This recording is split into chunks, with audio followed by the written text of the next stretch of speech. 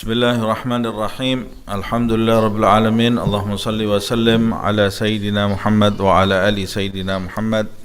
Nawaina ta'allum wa ta'lim wa naf'a wal intifa' wa tadhakkur wa tadhkir wal ifadah wal istifadah wal hath ala tamassuk fi kitabillah wa sunnati Rasulillah sallallahu alaihi wasallam wa ibtigha'a mardatihi wa thawabihi wa qurbihi. Kita lanjutkan kajian Minhaj Al-Abidin karya Al-Imam Abi Hamid Muhammad bin Muhammad Al-Ghazali. Kita sampai di pembahasan pentingnya menjaga hati supaya bisa mewujudkan ketakwaan di dalam diri kita. Imam Ghazali menjelaskan ada 5 alasan mengapa seseorang itu penting menjaga hatinya, dan ini sudah kita bahas di pertemuan yang lalu. Kemudian alasan yang kelima, kata Imam Ghazali, mengapa menjaga hati itu penting? Karena kata Imam Ghazali, aku dapati ada 5 hal di dalam hati yang tidak terdapat di organ lain selain hati, dan 5 hal itu juga sudah kita pelajari di pertemuan yang lalu. Di antaranya karena musuh itu bertujuan kepada hati, yaitu setan. Setan itu tujuan utama setan di dalam diri manusia adalah hati, seperti yang disebutkan di dalam hadis bahwa sesungguhnya inna syaitana jathimun ala qalbi ibni Adam al-aisar. Sesungguhnya setan itu bertengger di sisi kiri, di bagian kiri hati anak cucu Adam. Di bagian kanannya malaikat, di bagian kiri hati itu setan. Malaikat membisikkan hal-hal yang positif, yang baik, sedangkan setan membisikkan hal-hal yang buruk. Kemudian kata Imam Ghazali, aku dapati hati itu, di dalam hati itu, untuk meluruskan hati itu memerlukan kerja yang banyak, atau di dalam hati itu terdapat banyak hal. Di antaranya di dalam hati itu ada akal, ada syahwat, nafsu. Syahwat itu ada di dalam hati seseorang, akal ada di dalam hati seseorang, dan syahwat juga nafsu itu selalu berperang memperebutkan hati seseorang. Kalau akal yang berkuasa di hati, maka akan mengarahkan orang itu kepada hal-hal yang baik, hatinya akan menjadi bersih. Tapi kalau syahwat yang berkuasa di hati, maka hatinya akan tertutup. Ini juga sudah kita bahas di pertemuan yang lalu. Yang ketiga, karena rintangan di dalam hati itu lebih banyak daripada anggota badan yang lain, daripada mata, telinga, mulut, tangan. Hati itu yang paling banyak rintangannya. Apa rintangan hati? Rintangan hati adalah lintasan-lintasan yang ada di dalam hati yang tidak pernah berhenti sekejap pun, tidak pernah berhenti sedetik pun. Imam Ghazali mengumpamakan lintasan-lintasan yang mengalir di hati kita itu umpamanya seperti hujan siang dan malam yang tidak pernah terputus, dan kita tidak bisa mencegahnya. Lain dengan anggota badan yang lain. Mata, kita bisa menutup mata kita. Telinga, kita bisa tutup telinga kita. Mulut, bisa kita tutup mulut kita. Tapi hati ini, yang terlintas di hati tidak bisa kita berhentikan. Makanya alasan yang berikutnya yang tidak terdapat di anggota badan yang lain, kata Imam Ghazali, anna ilajahu alaika asir. Mengobati hati itu lebih sulit daripada yang lainnya. Sebab idhuwa ghaibun, karena hati itu tidak terlihat, kalau anggota badan yang lain terlihat. Dan yang kelima, kata Imam Ghazali, annal afat ilaihi asra. Penyakit atau bencana yang menuju ke hati itu lebih cepat daripada anggota badan yang lain. Ini yang terakhir pembahasan kita. Mengapa? Karena hati itu cepat berubah-ubah dan kita tidak bisa memprediksi perubahan hati tadi. Summiyal qalbu qalban illa min taqallubihi li'annahu sari'ut tagallubi. Hati itu dinamakan al-qalb karena sari'ut taqallub, karena hati itu cepat mengalami perubahan dari bahagia menuju ke sedih, dari lapang menuju ke sempit, kegelisahan, dan hal-hal lainnya. Cepat merubah hati seseorang. Bahkan ketika seseorang bisa beramal taat, membaca Al-Quran, zikir, bisa tiba-tiba terlintas sesuatu yang tidak pantas di dalam hatinya, dan kalau dia tidak terbiasa menundukkan keinginan-keinginan yang buruk, terlintas sesuatu di dalam hatinya yang tadinya dia sedang beramal taat, bisa berpikir untuk langsung melakukan maksiat dan jatuh dalam perbuatan maksiat tadi. Na'udzubillah min dzalik. Nah, ini perenungan Imam Ghazali 5 hal ini di dalam hati yang tidak terdapat di anggota badan yang lain, yang menjadikan bahwa menjaga hati itu adalah sesuatu yang paling penting. Menjaga anggota badan yang lain penting, tapi menjaga hati itu adalah sesuatu yang paling penting, karena jika hati kita baik, maka seluruh anggota badan kita akan menjadi baik. Jika hati kita buruk, maka seluruh anggota badan kita buruk, seperti yang disebutkan di dalam hadis. Dan Imam Ghazali mengatakan bahwa ketergelinciran hati dalam kesalahan, wal'iyadu billah, tergelincirnya hati itu lebih besar juga daripada tergelincirnya anggota badan yang lain. Kata Imam Ghazali, minimal jika hati seseorang itu tergelincir pada keburukan, keburukan yang didapat pada orang itu minimal qaswah wa mailun ila ghairillahi subhanah. Ini yang paling kecil ya. Minimal yang terjadi, hatinya akan menjadi keras atau condong kepada hal-hal selain Allah subhanahu wa ta'ala. Wa muntaha, puncaknya yang paling menakutkan kalau hati seseorang tergelincir, khatmun wa nakiratun lillahi ta'ala, puncaknya akan tertutup dan ingkar kepada Allah subhanahu wa ta'ala. Nah, ini terakhir pembahasan kita sampai di sini ya. Ama tasma' qaulahu ta'ala, kata beliau, apa engkau tidak pernah mendengarkan firman Allah subhanahu wa ta'ala, aba wastakbar wa kana minal kafirin. Iblis ini ya, iblis ini ahli ibadah. Iblis itu ahli ibadah dari bangsa jin yang tadinya di bumi karena banyaknya ibadahnya diangkat oleh Allah subhanahu wa ta'ala, dikumpulkan bersama para malaikat, tapi berubah seketika menjadi orang yang ingkar kepada Allah subhanahu wa ta'ala, dan situasinya jadi dari ahli ibadah berubah menjadi orang yang terusir atau makhluk yang terusir dari rahmat Allah subhanahu wa ta'ala. Kata Imam Ghazali, perhatikan, aba wastakbar, dia menolak dan sombong, wa kana minal kafirin, dan dia tergolong orang-orang yang kafir. Fakanal kibru biqalbihi, dia menjadi orang-orang yang kafir, yang menutup diri dari Allah subhanahu wa ta'ala. Tadinya menyembah Allah, taat kepada Allah, ibadah, berubah menjadi orang yang kafir. Mengapa bisa demikian? Kata Imam Ghazali, perhatikan ayat ini. Aba wastakbar, kanal kibru biqalbihi.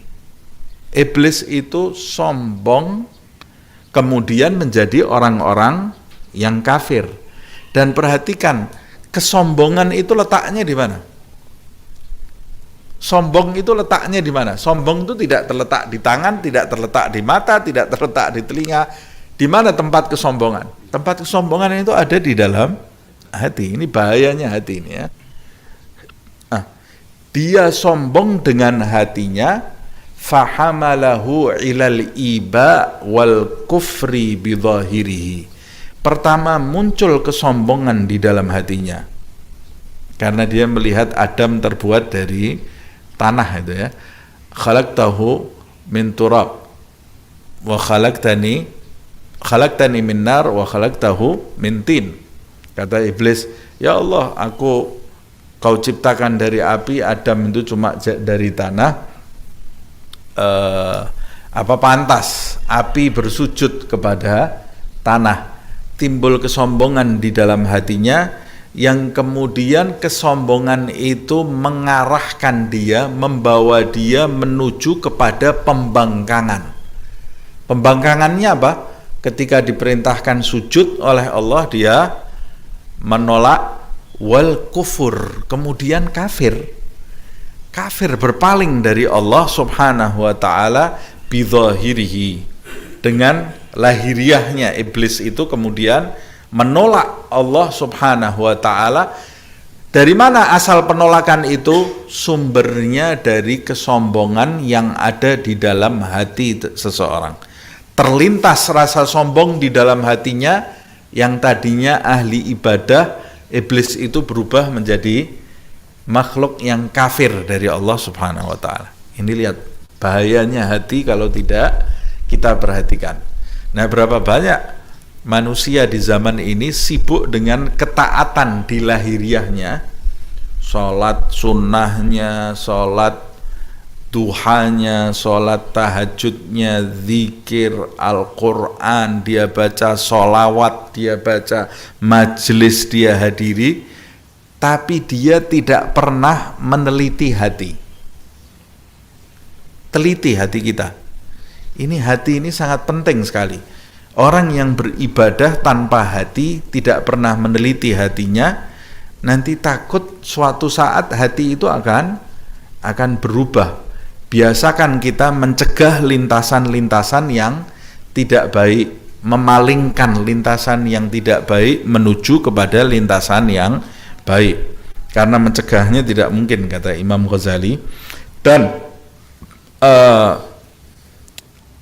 biasakan memohon pertolongan kepada Allah subhanahu wa ta'ala agar Allah melindungi hati kita. Ama tasma' gaulahu ta'ala, apa engkau tidak pernah mendengarkan firman Allah subhanahu wa ta'ala, walakinnahu akhlada ilal ardi wattaba'a hawah. Dia itu condong kepada dunia, jadi akhlada, dia itu condong, lebih menginginkan hidup lama di dunia ini, jadi dia memilih dunia daripada akhirat. Apa sebabnya? Wattaba'a hawa, karena dia mengikuti hawa nafsunya. Fakanal mailu wattiba'ul hawa biqalbihi. Kalau kita perhatikan, kata Imam Ghazali, al-mail kecondongan, dan ittiba mengikuti hawa, mengikuti nafsu, itu juga ada di dalam hati, penyakit yang ada di dalam hati. Fahamalahu dzalika 'ala dzambil masy'um bi nafsihi. Keinginan yang ada di dalam hati itu membawa dia menuju kepada perbuatan dosa yang sangat tercela di dalam dirinya. Ama tasma' gaulahu ta'ala, apakah kau tidak pernah mendengar juga firman Allah subhanahu wa ta'ala? Ini Imam Ghazali memberi dalil-dalil pentingnya atau bahayanya orang yang tidak menjaga hati. Allah subhanahu wa ta'ala juga berfirman, wa nughallibu afidatahum wa absarahum. Lihat, kami Allah subhanahu wa ta'ala membalikkan hati mereka dan pandangan mereka. Apa yang dibalikkan? Hati. Orang kalau sudah hatinya berubah, cara pandangnya pasti akan berubah. Orang yang hatinya lurus, cara pandangnya akan berbeda dengan orang yang hatinya bengkok. Makanya orang yang hatinya tertutup, dalam surat Al-Baqarah juga dijelaskan, khatamallah ala qulubihim. Pertama, Allah menutup hati mereka. Kenapa Allah menutup hati mereka? Ya karena mereka condong kepada hal-hal yang tidak baik, dihukum oleh Allah Subhanahu wa taala, ditutup hati mereka. Khatamallah ala qulubihim. Lalu setelah itu wa ala sam'ihim. Dengar sesuatu, mereka ini mendengar sesuatu tidak sama dengan orang yang lurus hatinya mendengar sesuatu. Bisa jadi mereka jijik mendengar sesuatu yang baik, atau bisa jadi mereka akan mendengarkan sesuatu kemudian menafsirkan dengan cara yang berbeda dengan orang yang hatinya lurus. Makanya kemudian ditutup wa ala absarihim ghisyawatun, dan di hadapan pandangan mereka itu ada kabut, ada selaput. Kalau ada selaput, ada kabut, mereka itu bisa melihat sesuatu dengan penglihatan yang salah. Yang hak mereka bilang batil, yang batil mereka bilang hak. Makanya kita jangan heran kalau ada orang sesuatu yang sudah jelas kebenarannya, dia kok tidak bisa melihat kebenaran itu. Padahal menurut kita yang bodoh saja melihat kebenaran itu sudah jelas-jelas itu benar. Ini ada orang yang bertitel macam-macam melihat kebenaran itu dia tidak bisa. Kok bisa seperti itu? Ya jangan salahkan dia, itu perkara hatinya. Orang kalau hatinya masih tertutup, cara pandangnya dalam bersikap itu akan berbeda dengan orang yang hatinya terbuka. Nah, kita bahas di sini ayat ini, kata Imam Ghazali, wa nuqallibu afidatahum wa absarahum. Kami Allah membalikkan hati mereka dan pandangan mereka, kama lam yu'minu bihi awwala marrah, seperti sebelum mereka beriman kepada Al-Quran itu sejak pertama kali.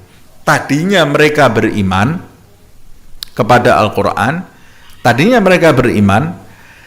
tapi karena mereka berimannya itu bermain-main, mempermainkan keimanan mereka, punya kepentingan-kepentingan selain Allah Subhanahu wa ta'ala, jadi mereka akhirnya tidak menghargai iman itu. Keimanan itu hadiah dari Allah Subhanahu wa ta'ala, tapi mereka tidak menghargai keimanan tadi, seperti orang-orang munafik. Maka atas ulah perbuatan mereka, Allah Subhanahu wa ta'ala akhirnya membalikkan hati mereka seperti sedia kala sebelum mereka itu mengimani apa yang diturunkan oleh Allah melalui Nabi Muhammad SAW. Bagaimana maksudnya? Maksudnya tadinya dapat hidayah, karena mereka tidak menghargai hidayah itu, Allah membalikkan hati mereka menjadi kafir lagi. Wa nadharuhum fi tughyanihim ya'mahun. Lalu kami Allah Subhanahu wa ta'ala membiarkan mereka terlunta-lunta, bergelimang dalam kesesatannya. Na'udzubillah min dzalik. Tidak ada tangan yang menolong mereka. Tidak ada penolong kecuali Allah Subhanahu wa ta'ala. Nah, lihadzal makna, dari ayat-ayat, dari makna ayat-ayat yang tadi kita baca, kata Imam Ghazali, ayyuhar rajul, wahai kalian laki-laki, wahai orang-orang yang menginginkan kedudukan di sisi Allah Subhanahu wa ta'ala, karena ayat-ayat yang tadi terbaca di atas itu, makna ayat itu, ini makna ayat yang dibaca tadi, 3 ayat ini salah satu contoh bahwa hati ini sangat penting sekali. Karena makna-makna dari 3 ayat itu, khafa ibadullahi ta'ala al-khawas ala qulubihim. Bahkan hamba Allah subhanahu wa ta'ala yang memiliki keistimewaan, yang punya kedudukan di sisi Allah subhanahu wa ta'ala, yang sudah mencapai tingkatan tinggi di sisi Allah subhanahu wa ta'ala, mereka ini yang punya keistimewaan itu masih takut terhadap hati mereka. Karena mereka tidak menguasai hati. Kita ini tidak menguasai hati mereka. Jadi mereka itu takut terhadap hati mereka, wa bakau 'alaiha, dan terus menangis atas hati mereka. Terus menangis jika terlintas sesuatu yang tidak pantas, atau terus menangis karena ketakutan mereka ini tidak bisa memastikan situasi hati mereka. Siapa yang bisa memastikan situasi hatinya? Siapa yang bisa memastikan dirinya itu akan beriman sampai mati? Tidak ada yang bisa memastikan itu. Ini yang menjadikan hamba-hamba Allah yang sudah sampai tingkatan tinggi saja, dia masih takut, nangis, terus selalu memohon kepada Allah subhanahu wa ta'ala agar menjaga hatinya. Jangankan hamba-hamba yang mencapai kedudukan tinggi di sisi Allah, bahkan Nabi besar Muhammad SAW. Nabi Muhammad SAW itu sudah pasti husnul khatimah, pasti selamat, pasti berada dalam kedudukan yang tinggi di sisi Allah subhanahu wa ta'ala. Tapi kata Al-Imam Abdullah bin Alawi Al-Haddad di kitabnya An-Nasaih Ad-Diniyah wal Wasaya Al-Imaniyah, doa yang paling sering dibaca oleh Rasulullah SAW adalah ya muqallibal qulub tsabbit qalbi ala dinik. Doa yang paling sering dibaca oleh Nabi Muhammad SAW, wahai zat yang membolak-balikkan hati, Allah subhanahu wa ta'ala, tsabbit qalbi ala dinik, kukuhkanlah, teguhkanlah, tetapkanlah hatiku di atas agamamu. Karena Nabi Muhammad SAW faham tentang hati. Karena hamba-hamba Allah subhanahu wa ta'ala yang istimewa faham tentang pentingnya menjaga hati. Tapi karena kita belum memahami pentingnya menjaga hati, maka kita ini bisa hidup santai, tenang. Padahal kalau kita mengetahui dengan benar perkara hati ini, maka kita akan benar-benar takut, selalu berdoa kepada Allah subhanahu wa ta'ala, tidak akan pernah merasa aman di dunia ini kecuali sampai kita mati, berpisah roh kita dalam keadaan Islam iman, baru kita akan tenang. Para wali Allah subhanahu wa ta'ala dengan kedudukan mereka yang tinggi, karamah yang muncul dari diri mereka, mereka itu tidak pernah merasa aman di dunia ini kecuali sampai berpisah ruh mereka dalam keadaan husnul khatimah, baru mereka bisa tenang. Makanya dalam riwayat Imam Ahmad ibn Hanbal, pada waktu ditalkin oleh salah satu muridnya, la ilaha illallah, dalam riwayat itu, dalam cerita disebutkan kisah beliau, la ilaha illallah, muridnya mentalkin. Imam Ahmad ibn Hanbal, orang punya kedudukan tinggi, imam madhab ini ya, waktu ditalkin sama muridnya, dia mengatakan la, tidak, kemudian wafat. Wah, gempar langsung ini imam madhab ini, ditalkin bilang la, terus kemudian wafat. Ini imam madhab ini ya. Terus muridnya ini kebingungan semua. Sampai beberapa hari setelah itu, muridnya tadi yang mentalkin tidur mimpi Imam Ahmad ibn Hanbal. Kemudian ditanya, muridnya ini tanya, wahai Imam, bagaimana kondisi kamu ini di alam barzah ini? Kata Imam Ahmad ibn Hanbal, ya Allah, aku berada dalam kenikmatan, Allah Ghafurur Rahim, Allah ini mengampuni semua kekurangan-kekuranganku. Terus ini murid penasaran, di dalam mimpinya ini tanya, lalu kenapa waktu aku talkin engkau la ilaha illallah, engkau mengucapkan la, Tidak. Kemudian wafat. Kata Imam Ahmad ibn Hanbal, oh aku mengucapkan tidak itu bukan tidak atas talqin kamu. Aku ini melihat sesuatu yang kamu tidak melihat. Waktu aku mengucapkan la, itu ucapanku bukan untuk kamu. Lah untuk siapa itu ucapan kamu itu? La itu untuk siapa? Untuk iblis. Jadi pada saat muridnya mentalkin, iblis itu datang. Iblis itu akan mendatangi setiap anak Adam yang wafat. Itu perjuangan terakhirnya iblis itu ya. Kalau semasa hidupnya dia selalu beramal taat, tidak bisa aku belokkan. Oh, pada saat dia mati itu perjuangan besar iblis. Bagaimana caranya matinya tidak benar. Sebesar Imam Ahmad ibn Hanbal ini didatangi oleh iblis. Iblis itu datang. Kata Imam Ahmad ibn Hanbal, iblis itu datang dengan wajah seperti wajahnya orang gagal dalam usaha gitu ya. Tapi iblis ini pinter main sandiwara, iblis ini ya, pinter acting iblis ini. Jadi dia pura-pura gagal di hadapan Imam Ahmad ibn Hanbal sambil menggigit jarinya ini, terus mengatakan, oh, karena amalmu yang luar biasa wahai Ahmad ibn Hanbal, aku ini tidak bisa berbuat apa-apa. Tujuan iblis itu supaya Ahmad ibn Hanbal ini bangga terhadap amalnya. Ini tujuan terakhir iblis mau menjadikan dia tergelincir. Makanya aku jawab, la, maksudnya bukan karena amalku tapi karena rahmat Allah subhanahu wa ta'ala. Itu dia itu mau menjadikan Imam Ahmad ibn Hanbal bangga terhadap amal perbuatannya. Jadi ucapan dia la itu menjawab iblis, bukan menjawab talqin tadi ini ya. Nah, hamba-hamba yang punya kedudukan tinggi di sisi Allah terus mengalami ketakutan, menangis atas perkara hati ini, wasarafu inayatahum ilaiha, dan dia memusatkan segala perhatiannya kepada hati ini. Pusat segala, dia mencurahkan segala perhatiannya kepada hati.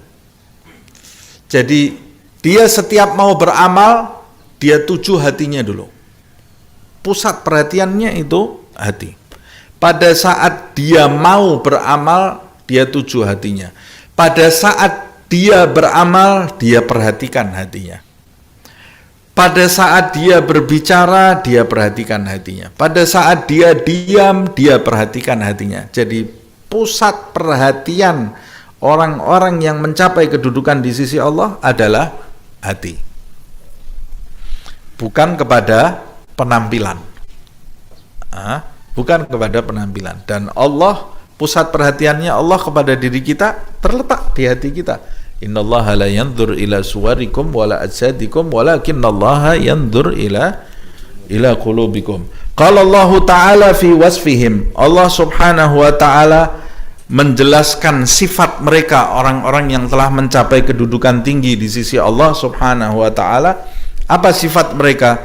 Yakhafuna yawman tataqallabu fihi al-qulubu wal absar. Mereka orang-orang yang punya kedudukan di sisi Allah itu, mereka itu selalu mengalami ketakutan. Yakhafun ini fa'il mudhari, bisa berarti sekarang, bisa berarti continue. Yakhafun, mereka ini selalu mengalami ketakutan akan hari di mana banyak hati dan pandangan manusia ini berbalik.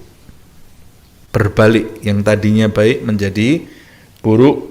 Ja'alanallahu wa iyyakum minal mu'tabirina bil ibar muhtammina bimawadhi'il khatar al muwaffaqina li islahi qulubihim bi husnin nazar innahu arhamur rahimin. Semoga Allah Subhanahu wa Ta'ala menjadikan aku dan kalian semua termasuk orang-orang yang bisa mengambil pelajaran dan termasuk orang-orang yang mementingkan tempat-tempat yang penting, yaitu hati ini ya.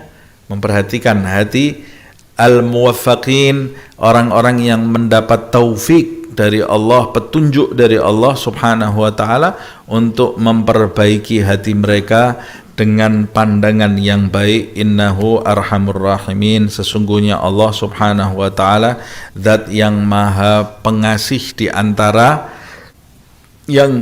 yang pengasih di antara para pengasih. Allah lah zat yang paling pengasih. Nah, ini saya tutup sampai di sini.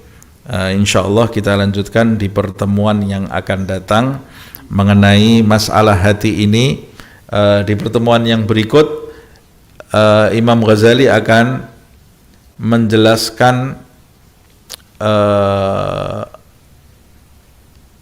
hal-hal yang bisa menjadikan hati kita baik. Apa yang harus kita lakukan supaya hati kita itu baik, dan dia akan menjelaskan penyakit-penyakit yang akan merusak hati agar kita bisa menghindari penyakit-penyakit tersebut. Insya Allah akan kita bahas di pertemuan yang akan datang. Panjang umur, sehat walafiat. Insya Allah ketemu lagi dalam kondisi yang lebih baik.